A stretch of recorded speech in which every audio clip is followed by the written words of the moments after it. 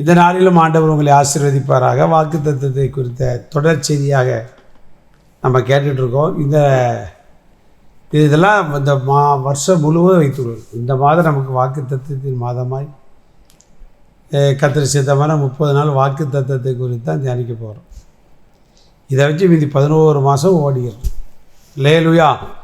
சரி, இந்த நாளில் பாருங்கள், செப்பனியா 3ஆம் அதிகாரம் 19ஆம் வசனத்துடைய பிந்திய பாகம்.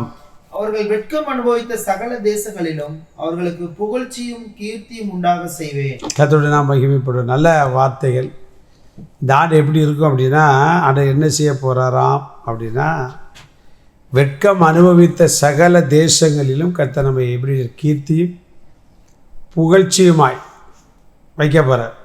நீங்கள் எந்தெந்த இடங்களில் நீங்கள் வெட்கத்தை அனுபவித்தீர்களோ, வேதனைகளை அனுபவித்தீர்களோ, அவமானங்களை அனுபவித்தீர்களோ, அவங்களுக்கு முன்னாடி என்ன சொல்லப்பட்டிருக்கிறது, நம்மை புகழ்ச்சியும் கீர்த்தியும் உண்டாக செய்வேன். யார் உண்டாகச்ச? அவர், நம்ம ஆண்டவர் அதை நிச்சயம் ரெடி பண்ணுகிறார். உங்களுக்கு புரியும்படி சொல்ல போனால், தாவீது சொன்னாப்ல, சத்துருக்களுக்கு முன்பாக எனக்கு ஒரு பந்தியை ஆயத்தப்படுத்தி என் தலையை எண்ணெயால் அபிஷேகம் பண்ணுகிறேன் அப்படின்னு அர்த்தம். அவனுக்கு சத்துருக்கள் ஏராளமாக எழுப்பின போது அந்த இடத்துல அவனை ராஜாவாக வச்சு முடிசூட்டி அவனை அழகு பார்க்க. உங்களுடைய வாழ்க்கையிலும் உங்கள் பிள்ளைகளுடைய வாழ்க்கையிலும் ஆண்டவர் அதைத்தான் இந்த ஆண்டு செய்யப்படுறார். என்ன எங்கேயோ கிடையாது. நம்ம வாழ்க்கையிலே ஒரு மகிழ்ச்சி எங்கே தெரியுமா? நம்மை விரோதித்தவர்களுக்கு முன்பாக, நம்முடைய சத்துருக்களுக்கு முன்பாக, நமக்கு துரோகம் பண்ணுகிறவர்களுக்கு முன்பாக தேவன் நம்மை உயர்த்துறார் பாருங்க. அந்த இருக்கிற சந்தோஷம் ஒன்றுலேயும் கிடையாது. அதான் ஒன்று. தேவன் நம்ம கூட இருந்தால் அதுதான் சக்ஸஸ். ஏதே சோத்திரம்.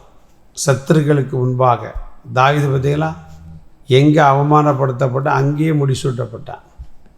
யோசேப்பு எங்கே குற்றம் சாட்டப்பட்டானோ அந்த தேசத்தில் போத்திபாருக்கு தலைவனாக என்ன செய்தார் ஆண்டவர் மாற்ற. எப்படி இருக்கும் பாருங்கள்.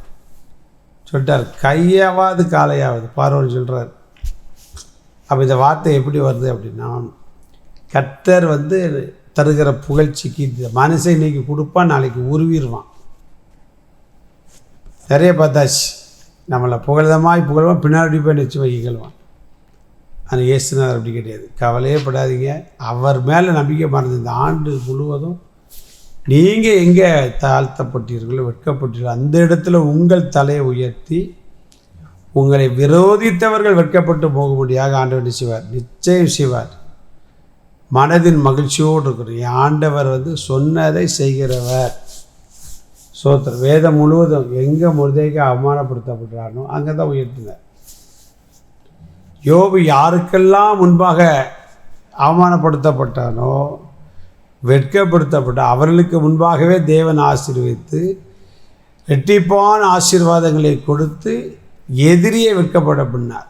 யோபுவை புகழ்ச்சியும் கீர்த்தியுமாய் வைத்த அதே அனாதி தேவன் இன்றைக்கு ஜீவன் உள்ளவராக இருக்கிறார்.